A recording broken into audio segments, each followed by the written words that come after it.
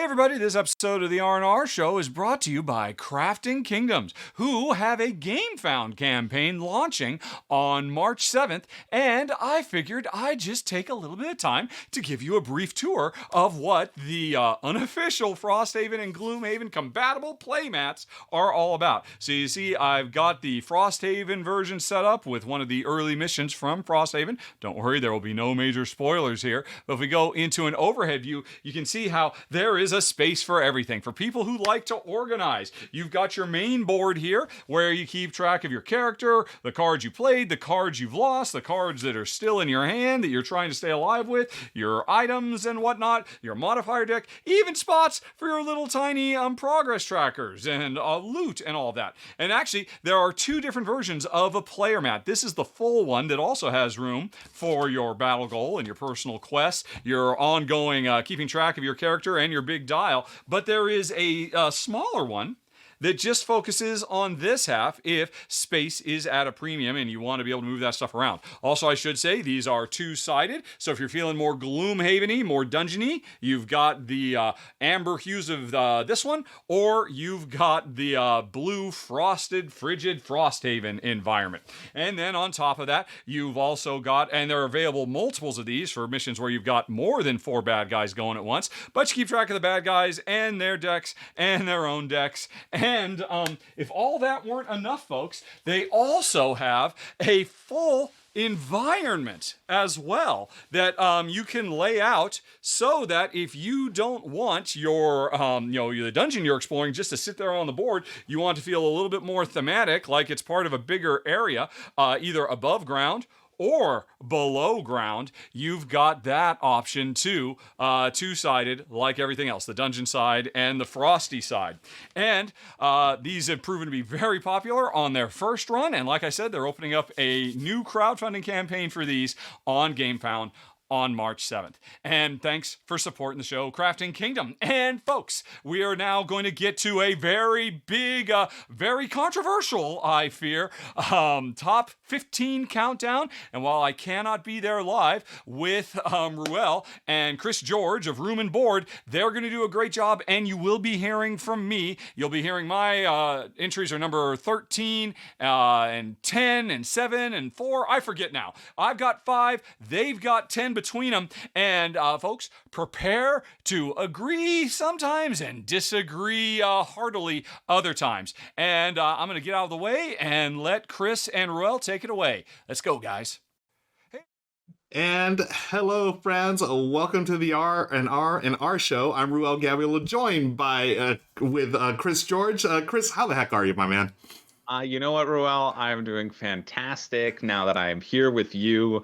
My day has been brightened, and I am ready for games to destroy other games. Yeah. That's what I'm ready. Yeah, I am ready too. I'm excited to do this. This is something I've never done before. I've never done this type of list. So I'm curious to see what your picks are and see Richard's as well. He'll be interspersed here with us in just a second.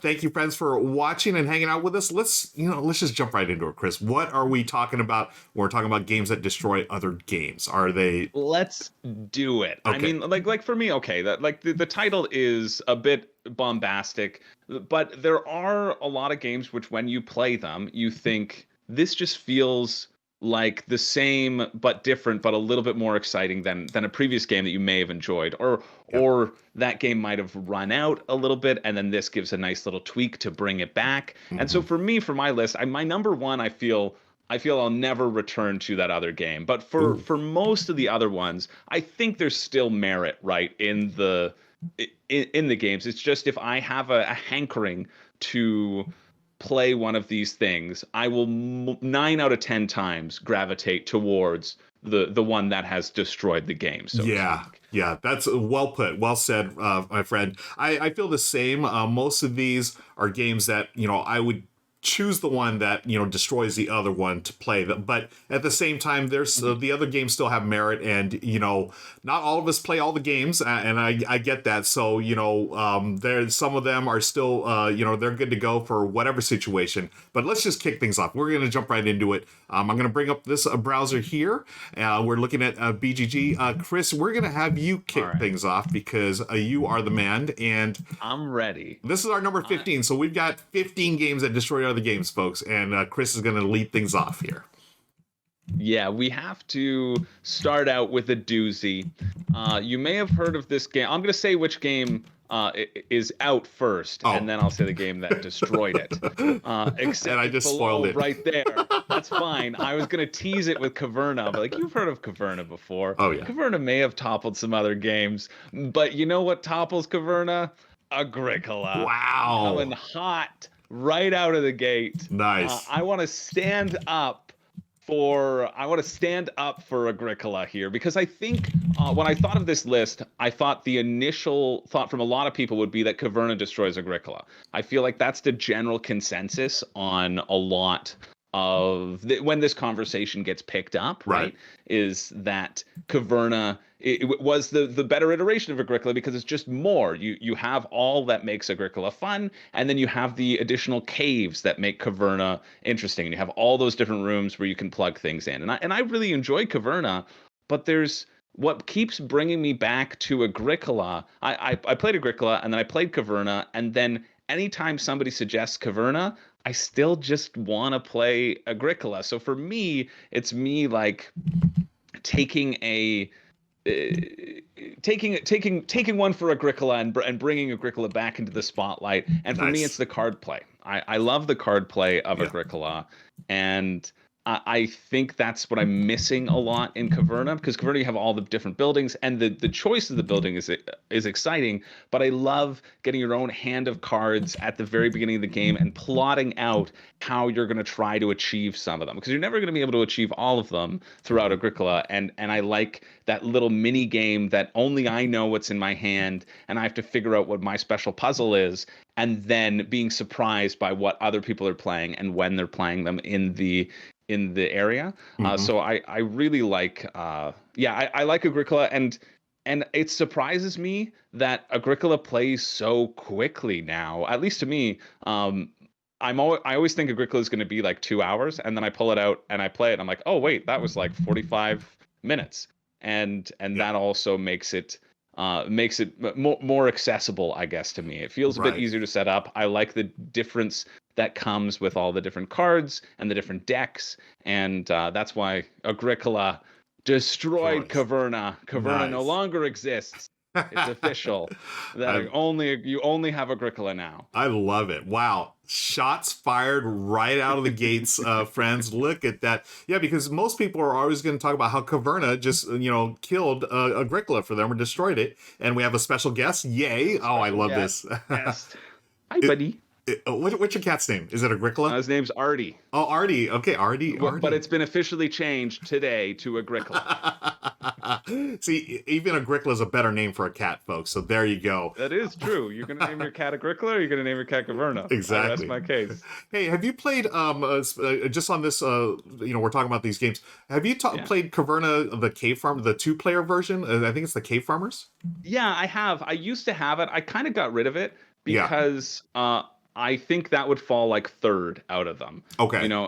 For me, it's Agricola, and then Caverna, and then the Cave Farmers. I liked it, but it just I don't know. There was something about it that didn't turn my crank. You know what it was? It's the weirdest complaint, and it's not actually a complaint. Oh. It's that I didn't like that there was a little resource track, because I just wanted to hold on to all of my resources like Smaug. Yeah. That's I remember thinking that. But that's so true. I liked it as a lighter game, but I thought, you know what, I would rather be playing Agricola or Caverna right now. So Yeah. that's yeah. That's funny. There is something to be said about actually holding, resources in your hand rather than just tracking it on, on a board. It's so funny. Um, Great. Okay, so there we go. We're jumping right into it, friends. Got our number 14 next. Let me What's get your 14, Ruel? Here it is. So this is honestly, this is a softball. This is such a softball for me, but I love this game so much. It was my wife Michelle and I are huge fans of this game when it came out, and it is a game that killed a classic game for a lot of people, and that is our number 14, Cascadia. It destroyed Carcassonne. They are both tile laying games, and they are both wonderful tile laying games, but come on. Cascadia, it has a dual layer drafting where you're drafting the animals and the habitats. You have different scoring conditions. And the main thing is, Chris, by firing Carcassonne, I don't have to worry about having to explain how farmers score in Carcassonne anymore. That was my favorite part. That's true. It's like it always messes me up and no one ever understands it, but Cascadia is so straightforward. I mean, it's a Spiel des Jahres winner. I mean, this is a fantastic game. Yeah. And right here, I'm playing this on my channel with my buddy Daryl. We played Carcassonne, so we do this thing called On the Clock on my YouTube and Twitch channel, where we play games with a chess clock. And we challenged ourselves, can we play Cascadia in 10 minutes? We did. We each have 5 minutes. You make a move, press the clock, make a move, go back and forth. It's insane, but it's insanely fun as well. Yeah. And and it reminded me of how good Cascadia was. And that's why it's our number 14, Cascadia destroying Carcassonne, folks. Now, and Cascadia over Calico, I guess because Cascadia are at least building an environment, right? Calico is still tile laying, but it's more objective based. Yeah. I mean, I enjoy Calico as well, but just something I think I like the open board of Cascadia more. It's a little, whereas Calico feels really confined. Cascadia is a little more spread out there. So true. Yeah, it's so confined in Calico. It really is. It's a different type of challenge. But hey, that's our number 14. Let's see what Richard has in store for us for number 13.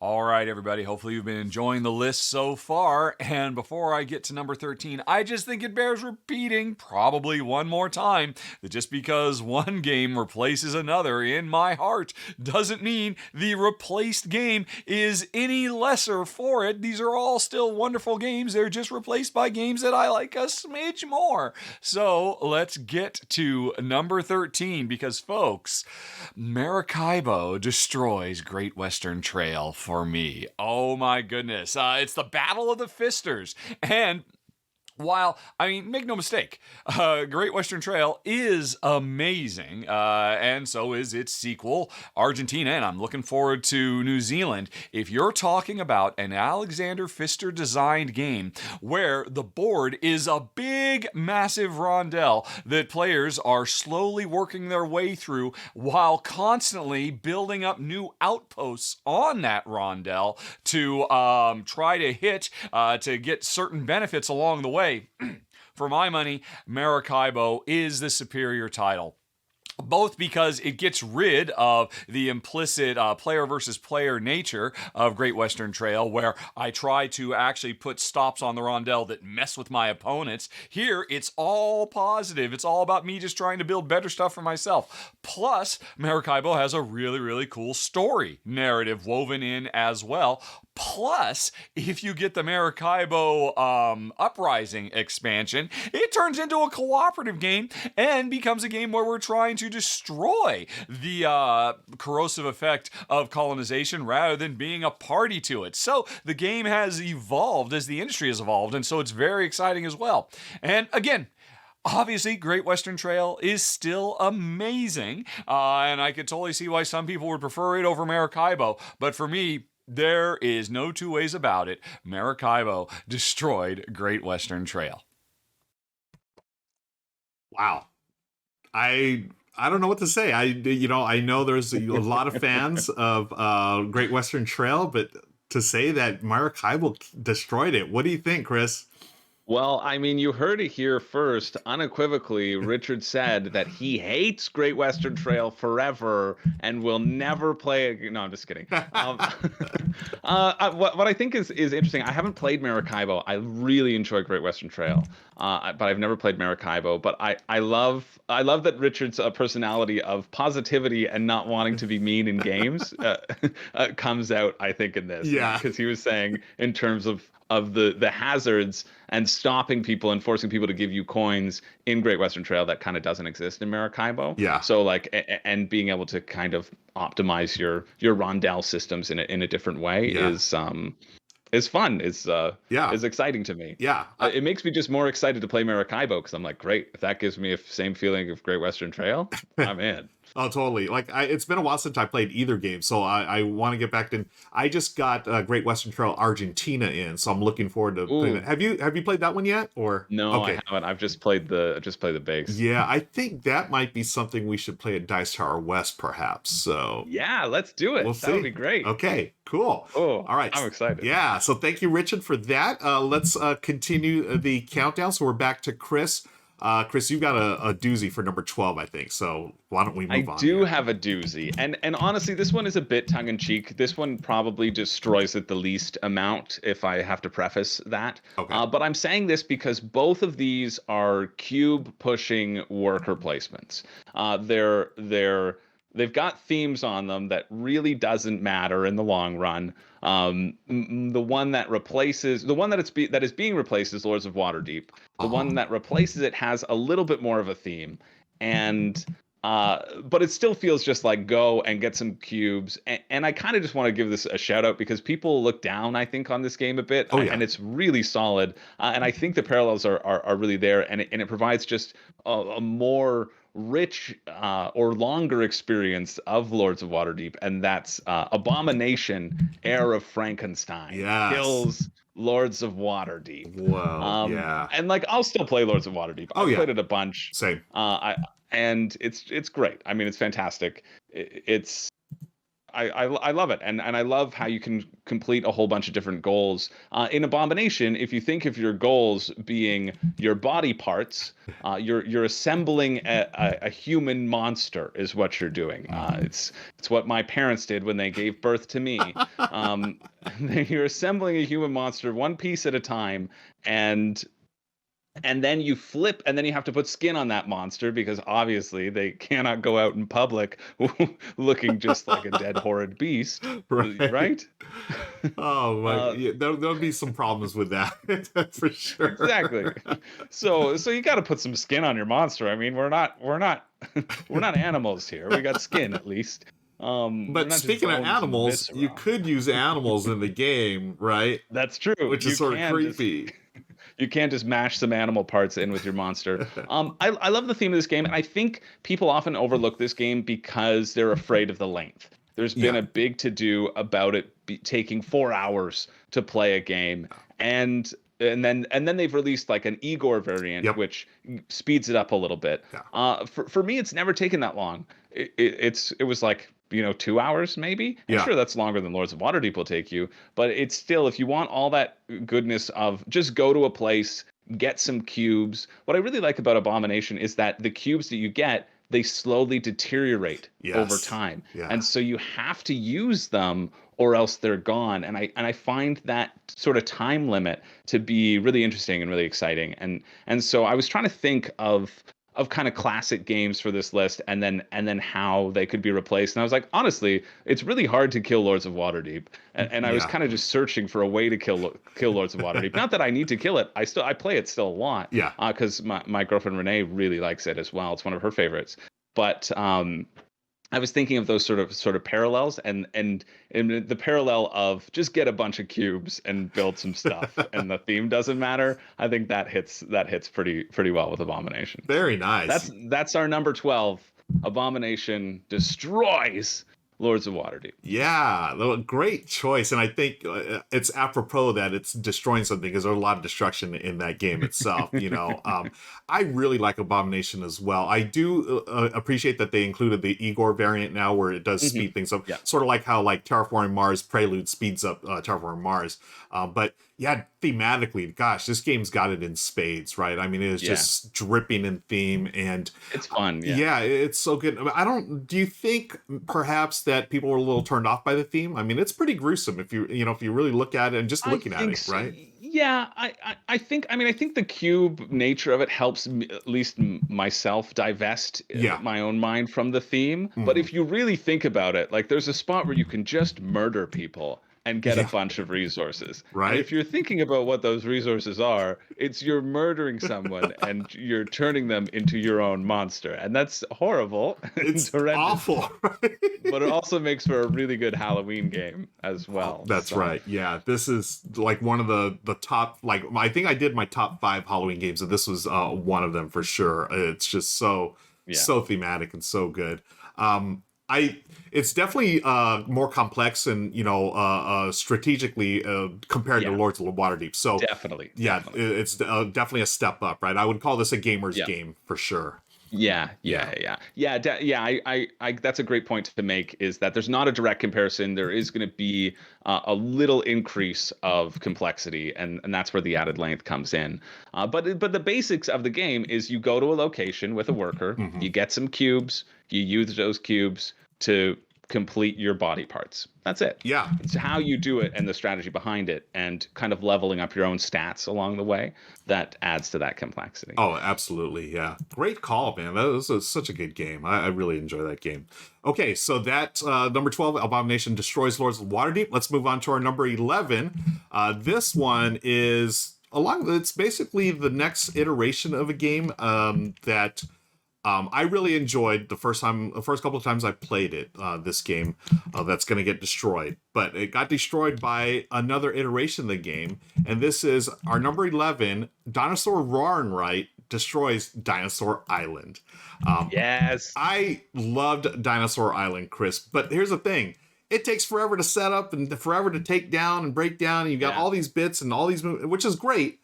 But for the exact same experience, I can grab some dice and a sheet of paper and get things almost the identical game and do it in less time. And there's no cleanup or no barely any setup. And oh my gosh, I love this game. You got the puzzly nature of the polyomino style pieces that you're drawing. Those are the different dinosaurs and the different pens that they have. You're still rolling the dice and you're still managing resources and trying to get the different characters in play, like your scientists and so forth.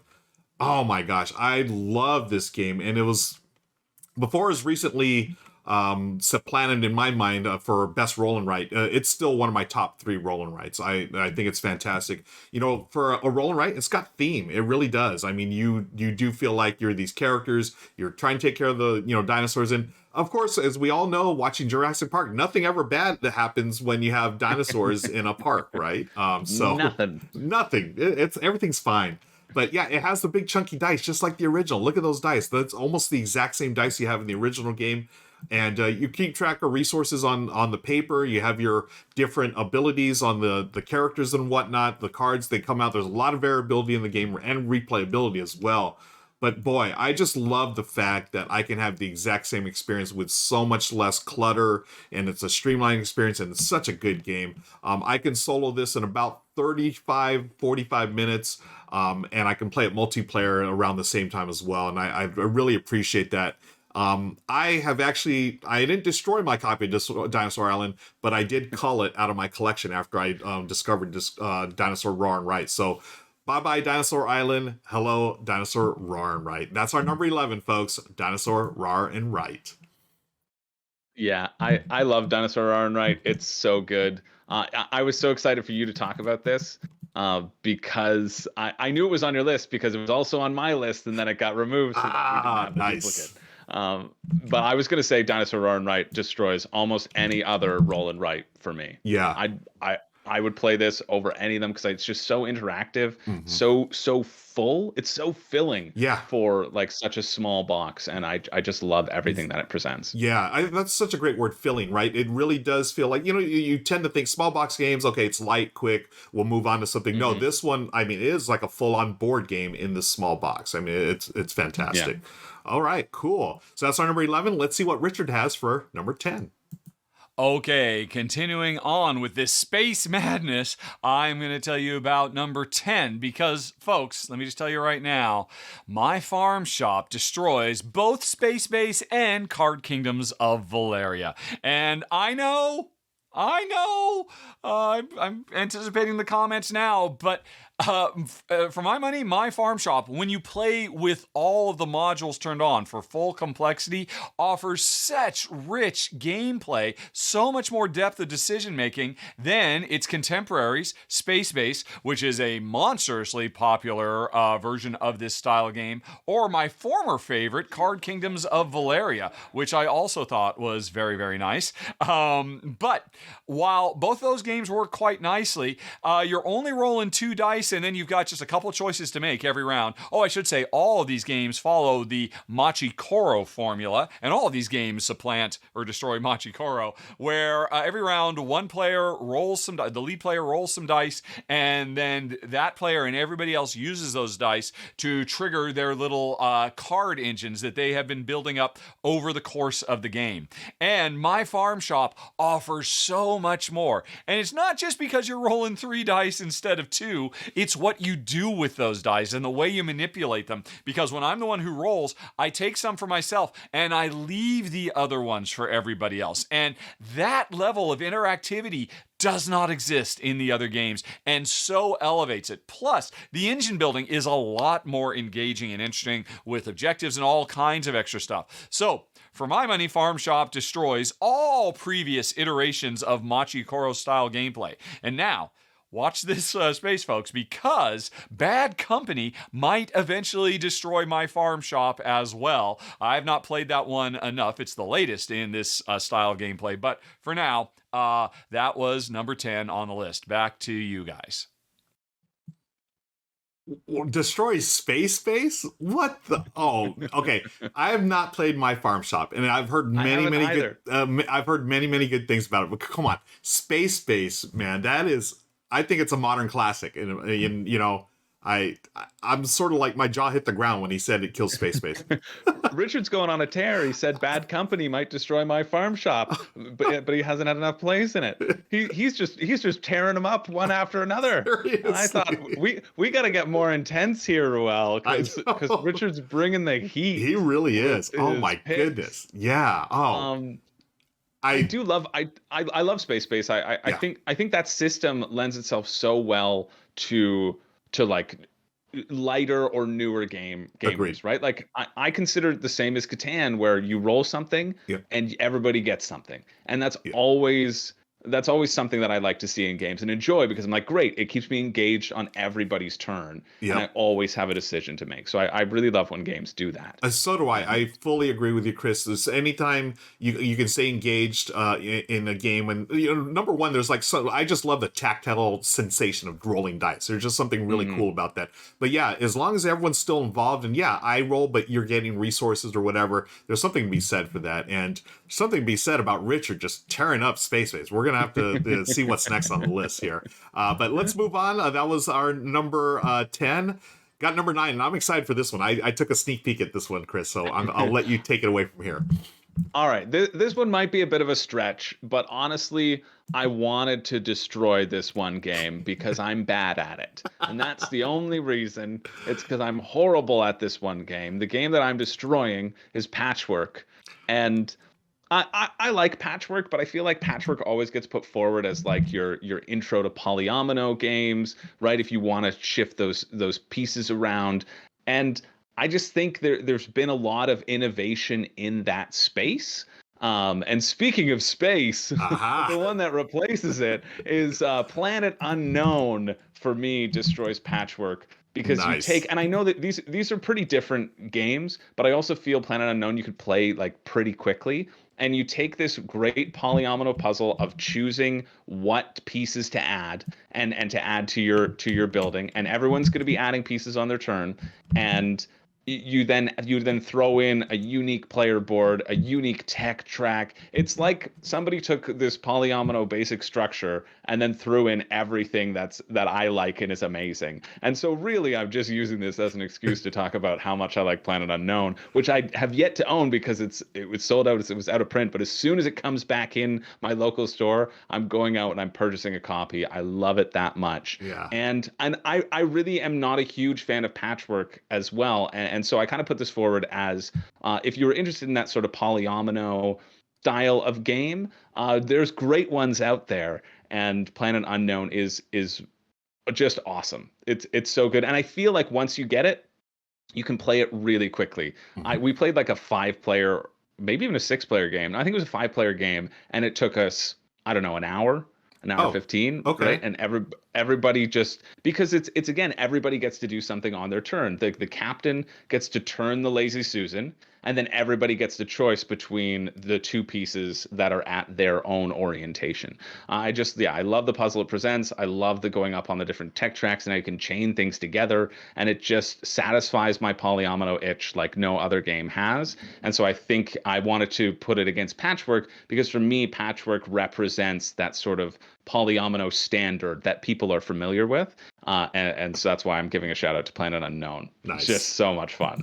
Awesome. Nice choice. And yeah, I mean, you've been firing shots all show long, and this one, like, Patchwork is like one of my all-time favorite 2-player games of all time. You like it? Yeah, I love Patchwork. Now, that being said, I'm so bad at it, and so that affects is that what me not pulling it out. Yeah. But usually that doesn't deter me. Like, I don't mind losing at games, but it's just right. Something about Patchwork. I don't know. I think I just want more. I think Planet Unknown gives me more. Yeah. Now that being said, I can see, like, I don't own Planet Unknown either because it's been out of print for forever now. And I'm still waiting to get a copy because I've seen playthroughs. I have not played it yet. I've read the rule book and I was like, this seems like my jam as well. Like, it's just adding a bunch of cool stuff to the basic polyomino thing. I mean, it's got a lazy Susan. Like, I'm always a fan of that. Come on, why not?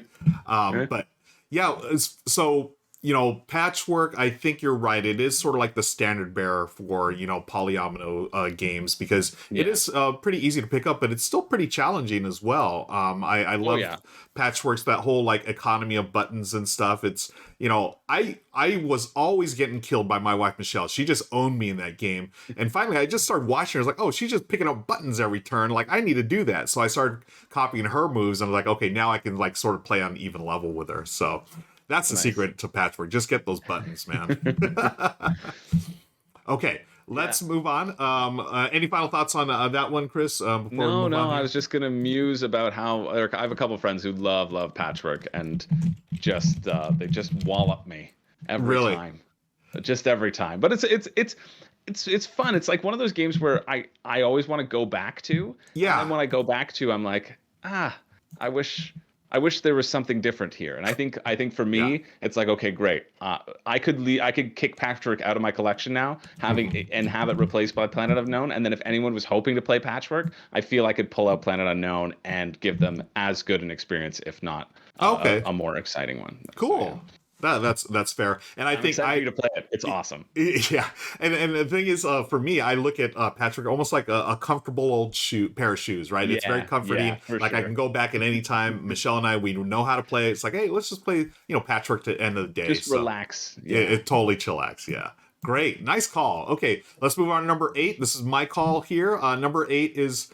I'm firing a classic here, Chris. I am firing or destroying Jaipur, which is I just this is my big one here. I love Jaipur. It's a amazing 2-player game, but I was recently turned on to this game. My number 8 here on our list, Beer and Bread, which I think destroys Jaipur. Now, it's not a total match as far as gameplay, but there's something about Jaipur where there's a lot of back and forth, right? There's a push and pull in that game, and there's a push and pull in Beer and Bread as well. So in Beer and Bread, you're trying to balance what you're making. You're making beer, you're making bread, and it's a resource management game. And you have a hand of cards. Scott Alms is a designer, one of my favorite designers. He's done the Tiny Epic games. Cool. He did this really cool thing where your hand of cards, you play them one at a time, but after each card you play, you're going to hand your hand over to your opponent.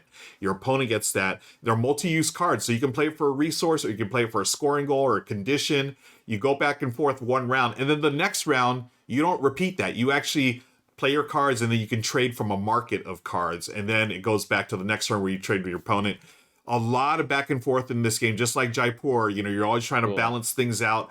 But I love the fact there's this twist at the end. So the end is you're going to score your lowest of the two, either your beer or your bread, whatever's your lowest. It reminds me of a Knizia style twist where it's like, oh, you can go all in on bread, but you're going to score your beer, or go all in on beer, you're only scoring your bread. So you want to have that balance between both, which I find really, really satisfying in games where I have to take care of both. And just like Jaipur, it's just really a ton of push and pull, tug of war. But this one, I think, does it in almost like more of a Euro style game. And that's why I destroyed Jaipur, and Beer and Bread is taking over for me, friends. So that's our number 8, Beer and Bread. Chris, have you any thoughts on either game that I just talked about? Well, I've played Jaipur. I've never played Beer and Bread, but you make me want to. I love Knizia scoring. That's one of my favorite aspects of scoring in a game. Yep. If it's got that, I'll be excited about it. I love it in Tigris Euphrates. Yep. That's where I first saw it, and I was like, oh, this is cool. Yeah. And just describing that back and forth of not just having a drafting, but then taking pauses to go from a market, plus multi-use cards. Yeah. That's getting me fired up. Yeah. And again, it's just that the tug-of-war style of gameplay of Jaipur is what I relate this one to. And I think you're going to really like this one, Chris. It's fantastic. Cool. So let's check out. So that's a number 8. Let's move on, and let's see what Richard's got for us for number 7. All right. Now it's time for number 7. And Ruel, brace yourself. You are not going to be happy with this one, because I hate to tell you, man, but number 7 is Rebuilding Seattle Destroys Barenpark. Yes, I know. I'm sorry, but I had to do it. Why am I comparing and contrasting these games? Why has Rebuilding Seattle claimed my heart from the former glory of Barenpark? Remember, folks, Barenpark is still a great game too, but both of these games are polyomino tile layers that are dual layer. We're spending as much time focusing on building the foundation that has all these little spaces on it that we have to worry about how we do the second stage of putting our polyomino tiles on top of these foundations.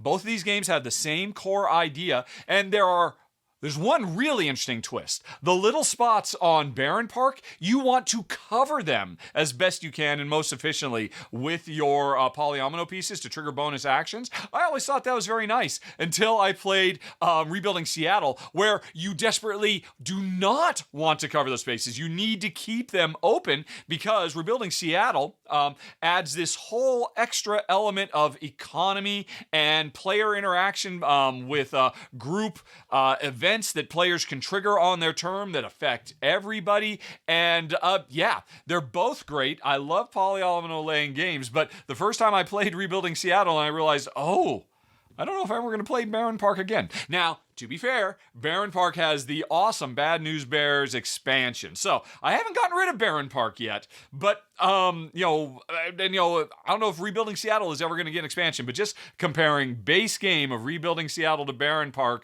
I'm sorry, Ruel, please forgive me. Rebuilding Seattle destroys Barenpark. That's it. I'm out of here. Richard, Barenpark. Oh my goodness. I know he's pleading for your forgiveness all throughout that video, but it's not enough. Oh my goodness. I mean, I have not played Rebuilding Seattle. It does look really cool, but Barenpark is a masterpiece of design by Phil Walker Harding, praise be. One of my favorite designers, and it's so smooth, and it's got cute bears. How can you say no to cute bears? But you can say no to cute bears. I mean, think about this: you've got cute, horrible bears who might maul you or kidnap your whole family, or you've got Frasier and Niles making funny witticisms in the city. I don't know. I feel like I got to go with Richard on this one, personally. Well, if you're going to bring up Frasier and Niles, that's just not a fair fight. Come on now. But, oh my goodness. Yeah. I really want to play Rebuilding Seattle. Again, another game that I've been hearing a lot of good things about. And you know what? Now he is comparing base games only, because I really feel like, That's true. yeah, you add in the Bad News Bears expansion to Barenpark, that really, I mean, it literally takes it to another level. It's like a 3D element to it. So I'm gonna, Richard, I forgive you for now, my friend. We shall see. We're gonna continue the show. Hopefully I won't feel as salty by the end of it. But He has a chance to see the light with the expansion. At least. exactly. Cool. You don't have to cut him out of your life completely. Right. I love it. Okay, let's move on. That was our. Let's move on to number 6, Chris. You've got a treat for us right here, my friend. I'm ready. I'm really excited to talk about this. I could talk about this for hours and have done in the past. I have a video on my channel comparing these two games with a buddy of mine who really likes one of them. Zombicide is a game that is being destroyed, and it is destroyed by Massive Darkness 2. Nice. They are... Both of these games are really fun, and this is kind of where I still land on the... Yeah, I'd still play Zombicide, and Massive Darkness 2 just does everything better, in my opinion, than Zombicide does. It's got this awesome loot system. It feels like Diablo the video game. The Diablo the board game, that's what it feels like. It's got this awesome loot system where you're getting this loot, but once you're picking up garbage loot, you can craft that loot into a random loot of a higher tier, so it incentivizes you still fighting the baddies and still getting that additional loot, which Zombicide doesn't do. It also brings in this awesome class system where each character class feels fun and fresh and like its own minigame puzzle. And they're all so different, and they all just mesh so well together. Plus, as you go up, you can level your skills up in different ways with tech trees. I just find the variability and the experience kind of just explodes outwards with Massive Darkness 2. And Zombicide is nice. It's its own like sort of simple system, and I still really enjoy it. But if I think about playing Zombicide, I'll be like, but maybe we should play Massive Darkness 2 instead.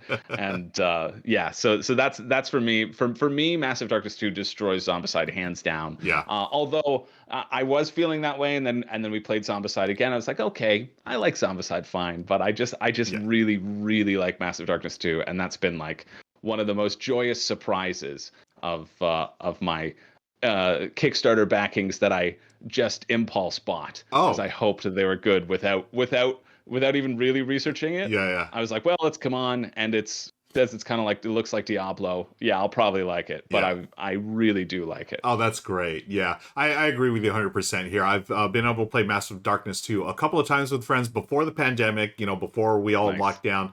We had a group of us had done a couple of different Zombicides. But yeah, I think you're right. It just does everything. If you like Zombicide, you're going to like Massive Darkness 2 just better overall. It's just a better system. And yeah, I'm glad you highlighted the loot thing too as well. That's a real treat.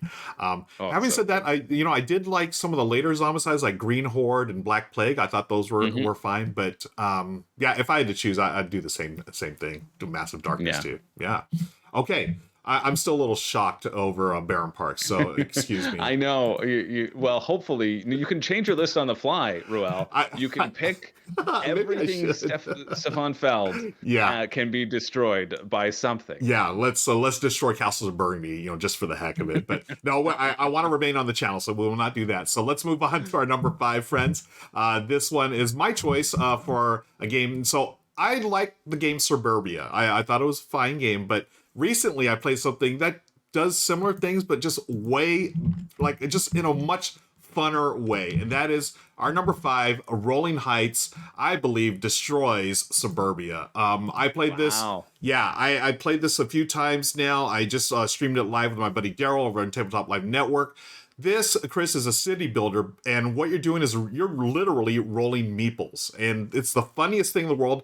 I saw a preview of this prototype a couple of years ago at Gen Con, and I love John D. Clare. We've talked about him already in Space, which should not be fired, by the way. But John D. Clare is one of my favorite designers, and I remember seeing this. I was like, I don't think this is going to work. I mean, it's going to be fiddly with all the meeples. I played the final production copy. It works perfectly. You're just rolling all these different colored meeples. The way they land is the resource or the power you're going to get. And then there's a way to mitigate bad meeple rolls. There's other meeples that you can re-roll, and then you're going to use those resources to build your city here. The different buildings, they unlock other resources, other abilities. Oh my gosh, there's so many different scoring options. It's one of the funnest games I've played in recent memory, and it's all based on rolling meeples, Chris, and I loved it so much. And the thing is, you can see it here. Let me, I'm going to scroll up a little in the video here. It really starts coming together, this little city made of cubes, and you can see the towers being built. Table presence for days, friends. I mean, at the end of this, you literally have a little city that you have built thanks to your meeple rolling. And oh boy, it's got a little push your luck element to it. I really appreciate that John declared sort of add this little Kubitos element. If you play Kubitos, where you're bag building, you're building, getting better meeples into your bag and pulling those out, and you can push your luck by trying to roll them. And if they all lie flat, that means they're exhausted and you don't get any resource for them. So you have to be careful about pushing your luck. But there's, you get some stuff too, just in case you bust or whatever. But oh man, I really love this game. It's a favorite of mine in recent times. It's what we're recording this the last day of February 2023, folks. I'm going to call this right now. It's going to be on my top 10 games of this year. You heard it here first. Cool. It's fantastic. That's why it's on number 5, Rolling Heights. I really like the look of this one. I haven't played it, but I play Suburbia. I own Suburbia. I really enjoy Suburbia quite a bit. I love the economy that gets built. Were those tiles are they modular tiles to set up the? They are. The building. Yeah. So let me actually, I'm going to go back to the video real quick. So if you can see here on the sides, Chris, you have a stack of level 1 on the right, level 2 to the left of tiles. Those are the ones that come out from a stack. Cool. And you're going to be able to purchase those depending on, how many cubes you have and so forth. So it's all modular, it's all different, and it's going to pop up, as they pop in here, you're going to be able to choose which buildings you're going to put here. Some of them score different. I mean, they all score differently than the others. You also have end game goals, and you have secret missions. Oh my God, it's got everything, man. It's yeah.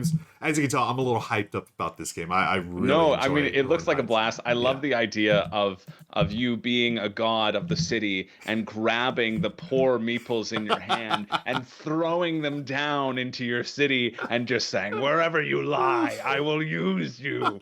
That's the part of the theme that really attracts me to Rolling Heights. It's just the devastation and destruction. I never even thought about that. Oh my gosh, that is so true. You're like this godlike figure. Oh my! Now this game got 100 times better in my estimation. This is great. Throwing these people down. It's the worst day of their life, but I'm glad you were having a good time, Ruel. Jeez. It looks great. Those tiles look great. I was like, oh, is that a playmat? And then I was like, no, those are tiles. Yeah. Clearly not a playmat, unlike our sponsor of this episode, Crafting Kingdoms. Go check them out, March 7th. Well done. All right. Let's move on. This is so much fun. Let's move on and see what Richard has for our number 4. Okay, everybody, we're getting in very adventurous for number 4 on the list, because let me tell you right now, Unsettled destroyed Sleeping Gods for me. And, this was a tough one. Here's the deal. These are both big, wonderful narrative adventure games where you play through an epic campaign over multiple sessions and go on all kinds of cool cooperative adventures in a mysterious archipelago that has been forgotten in time in Sleeping Gods, or in various and sundry sci-fi exoplanets in Unsettled. So they both have the same basic idea. They both kind of occupy the same space in my heart. And I would love to keep both of them, but here's the deal, folks. I do not have enough time to be able to play through multiple big, epic, sprawling adventure narrative campaigns. And at the end of the day, I figured if I was only going to keep one of these two, it was going to be Unsettled. Because I think at the end of the day, Unsettled works better as a 2-player game. Because I'm only controlling one character, and then we share control over a robot, an AI robot who helps us in our exploring these different planets. Whereas in Sleeping Gods, no matter the player count, there are always, 9 crew members. And if you're playing a 2-player game, we still share control of the captain, but now I'm controlling 4 characters instead of just 1 character. So suddenly, I don't feel like I am in the world. I feel like I am back on the boat issuing orders to the people who are in the world. I'm a general instead of an actual character in the game. And so that's why ultimately, after I played Unsettled and realized I'm always running out of space on my shelves, and at the end of the day, if I was going to play one of these, it would definitely be Unsettled because of the amazing. I have never seen a game that does a better job of hard science fiction ideas that are really mind-bending in the best speculative science fiction way possible. This is not space fantasy. This is real science fiction in board game form, and it is excellent. And it destroyed Sleeping Gods for me, although I do hope to someday go back to Sleeping Gods. There's just no time, folks, because time is the fire in which we burn, and that is number 4, Unsettled, destroying Sleeping Gods. Wow, another one that people love, Sleeping Gods, has been destroyed, friends. I'm going to tell you right now, I have not played either of these games. Have you, Chris? Me neither. But Okay. I've looked into both heavily because both of them have raised over $1 million for their respective campaigns. So whenever that happens, I do like a deep dive on them on my channel and try to be the devil's advocate on that. But I can see that argument. I'm surprised at the level of narrative campaign that he got from Unsettled. Personally, I thought it seemed more like a unique puzzle for each one, and how all the modules fit in, and most people like getting more and more of those planets because they give that new unique puzzle a new unique world. I do like the writing of Unsettled, though. I remember laughing and thinking that it was very tongue-in-cheek when I was looking into that. But I also have heard that complaint about Sleeping Gods in terms of there being so many crew members to manage, especially if you're doing it solo, or especially if you're doing it with like 2 players. And so I think Sleeping Gods 2 will help address that as well, because that one's only going to have 4 characters, I'm pretty sure. So cool. That's an interesting comparison. I like that as a comparison because it's not expected to me, at least. Yeah, totally. Okay, great. And I'm just glad he didn't fire any more of Phil Walker Harding games. So I'm happy about that. There's still number 1. Still number We've one. got one more chance. I mean, my big mouth. We'll see. But let's move on. We're now at the top 3. This is your call, Chris, and an interesting one in my opinion. This is that's funny that you say that. This is the one that I thought of immediately. This is when I heard that this list was happening. I said, yes, I can't wait for this to be my number 1 because I feel so passionately about this game, and I think it should wipe Dominion off the map. Dominion, the age-old deck builder. There is a game that does it better, that is basically exactly like Dominion, but you also get a board, which I just love the addition of a board, and that is the game Trains. Yes. I think Trains destroys Dominion, and I know people might fight me for this, but I am ready for the battle.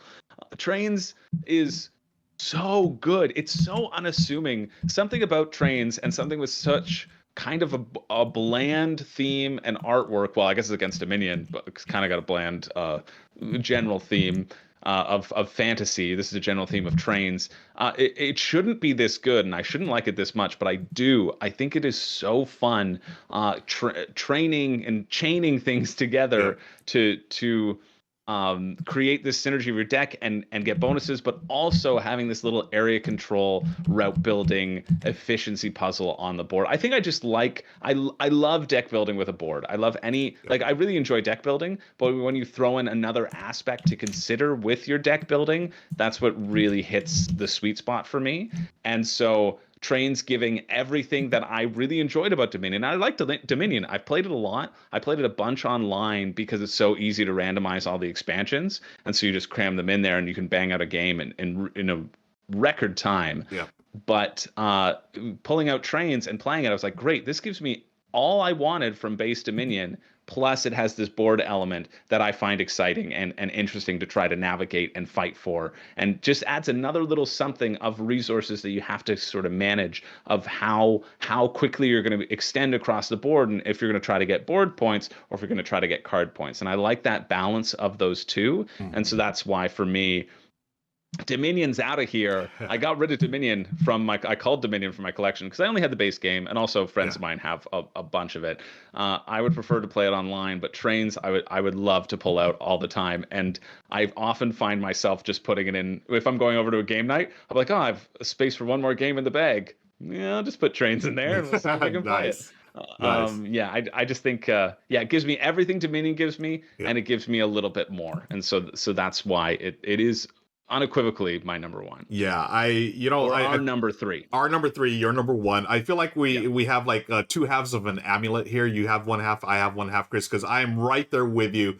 100% agree. Trains kill Dominion for me as well. And I love the fact I love when games take that deck building mechanism and give me more with a board, right? The three that always come up that I always talk about: Trains, Tyrants of the Underdark, and Clank. Those three right there, I would play any day plus twice on Sunday over Dominion, because it's like, you have the deck building element, but then it's like, oh, in Tyrants of the Underdark, you have area control. In Trains, you have, route building. And in Clank, you have a dungeon crawl. It's so much better with stuff on top of it, right? I love the game. Have you played the Trains expansion? I forget what it's called, but there's an expansion. I think it's called Rising Sun. Rising Sun, that's right. Yeah. Yeah.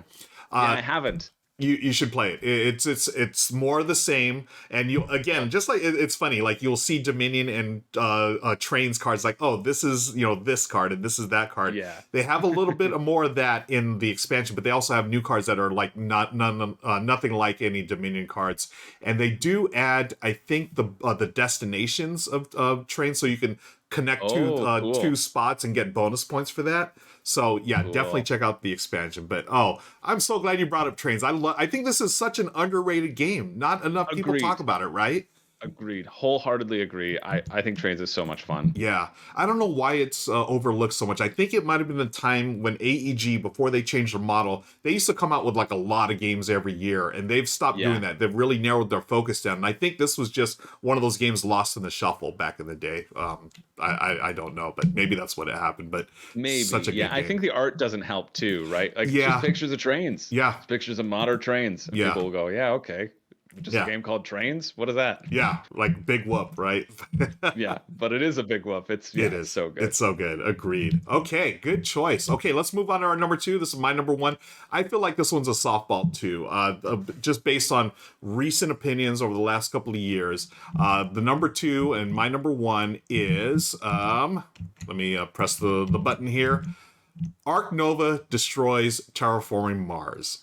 Wow, it made it on the list. Yeah, I played Ark Nova, I think 3 times now. I've only played it 3 times, but after my first play, I was like, yep, bye-bye Terraforming Mars. I loved you, Terraforming Mars. I actually loved Terraforming Mars Ares Expedition a little better, but then Ark Nova came in and said, you know what? I'm going to do what Terraforming Mars does with a big old deck of cards, some tile laying, engine building, and I'm going to do it better.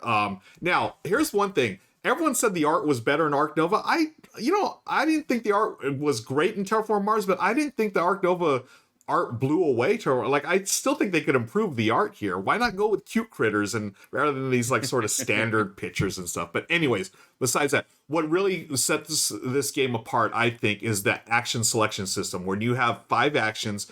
And sort of like what you were talking about Abomination earlier, how some actions degrade or resource degrade. This one, the actions can improve depending on what slot you put in. It can be more powerful. And I think that's such a really interesting way to do the action selection system here with the cards. And also you have the 2 tracks, and then you're going to eventually, when those, twains meet, and I forgot how the poem goes. I'm not going to try to repeat it. But when those tracks hit, that's when the end game triggers. And you're going to... it's really easy to score negative points in this game, Chris, and I may have scored negative points more than positive points, but the one time I've not won at this game, but the one time I played positive, I count, I score positive points. I count that as a win in my book. But overall, I mean, it is, if you like that crunchy Euro engine building style game, if you like Terraforming Mars, folks, Ark Nova destroys it. It's better in all aspects, and that's why it's our number 2 on the list of games that destroy other games, Ark Nova. It's definitive. That's how it is. That's it, folks. Sorry to tell you. I don't know. I don't know if I mean, it is definitive, so I have to agree. I don't know if I agree 100%. For me, I would still play both. I still have a craving for Terraforming Mars, and I still have a craving for Ark Nova. Yeah. I don't like, I think in Arc Nova, I don't like how so often you can get a negative score. It just feels like after all that work and all that time, you're just like, and now I'm -8. Wow, I really did a great job. It feels like Patchwork, right? That might have been a good job. Yeah. Feels like Patchwork. I'll play Arc Nova or Patchwork any day. Yeah, but I see the parallels so much in terms of the card-driven engine building. I think because of the difference of resources that you can get with Terraforming Mars versus the fun 5-card puzzle of Arc Nova, that's enough difference for me to want to play both. But I love that action selection system in Arc Nova. That I think is so slick. Yep. And that you can upgrade you can never upgrade all 5 throughout the game. I also think is a very exciting design decision. Agreed. Yeah. So great game. Yeah, even though we just did this definitively, I'm gonna walk my own opinion back a little bit because when I do want to play Terraforming Mars, again, I'm more of a space sci-fi guy, so I like that theme better. I still have Terraforming Mars Ares Expedition for my Terraforming Mars fix because I like that version better than the OG one. But have you ever been able to play Ares Expedition yet, Chris? I haven't, but I've played Race for the Galaxy, and it feels like it's just that with a board. Yeah. Which, hey, throw a board in there, I'm going to like it. Yeah, exactly. That's exactly it. Nice. Okay, let's see what Rich has got for us for number 1, friends. All right, folks, we are here at the end of the list. And before we get to the number 1 game that destroyed another game, which, that caused such a firestorm of controversy the first time I talked about it a couple of months ago. And I'm just bringing more heat now. But I just wanted to chime in on some of the choices of my fellow R&Rs. Chris, thank you for setting the record straight. Yes, Agricola destroys Caverna. That would have totally made my list, except I played Agricola long before Caverna. And it is clearly the superior design. It's so weird. There are lots of other channels that have done versions of this type of countdown, and almost every single time, Caverna destroys Agricola. No.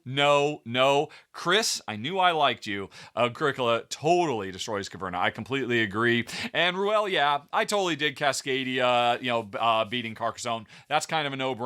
Oh, and Dinosaur the roll and write of original Dinosaur Island. Yes, it's amazing. What a big step up that is. I still got to try Dinosaur World, though. And Planet Unknown destroying Patchwork. Yes.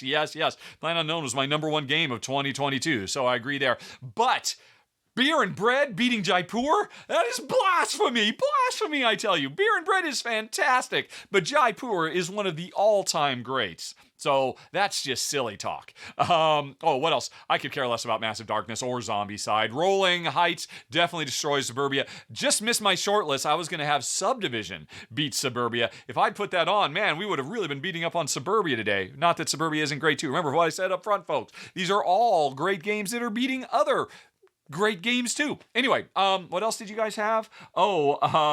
Trains beats Dominion. No, Chris, you're wrong.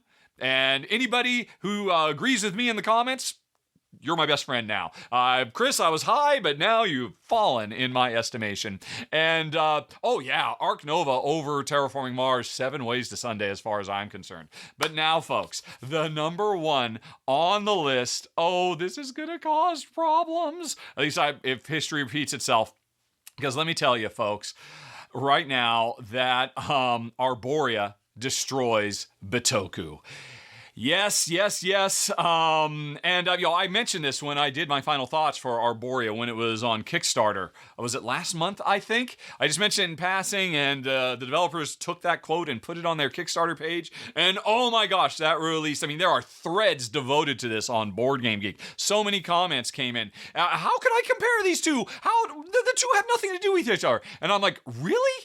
Have you looked at these 2 games? They're both games where we play, ethereal nature spirits trying to help pilgrims go on their pilgrimages through worker placement. And in both games, our workers upgrade over time through the passage of time. There are so many overlaps between these games. They are both bright, colorful explorations of nature. They both have vertical portrait style boards instead of landscape boards. I mean, don't get wrong. Yes, the gameplay is different, but the reality is, and I really love Bitoku. Bitoku is phenomenal phenomenal, even if it is a curse word in French, apparently, and I'm sure all the French listeners are just giggling to themselves every time I say Bitoku. But when I played Arboria, Arboria is basically the setting and the feel and the aesthetic of Bitoku fused with the time passage gameplay of one of the all-time great worker placement games, Zulk the Mayan Calendar. And that so elevates this experience. I talked about this in my final thoughts for Arboria, so I don't have to relitigate that now. But for all the folks out here who say, these games have nothing to do with each other, I just wanted to take the opportunity to say, trust me, I've played both. They are both fantastic games. I could totally see why if somebody loves Bitoku, they would definitely love Arboria too.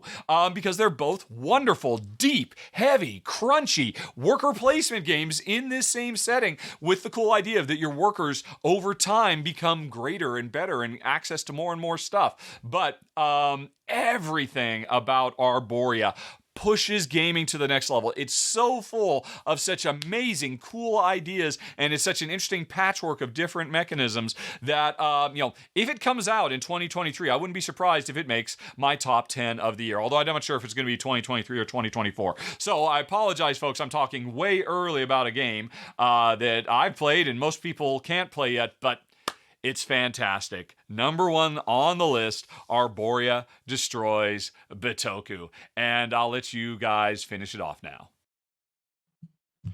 Okay, well, that game is going to come out in a year or two or whatever. What can you say about it? I mean, it does look pretty awesome.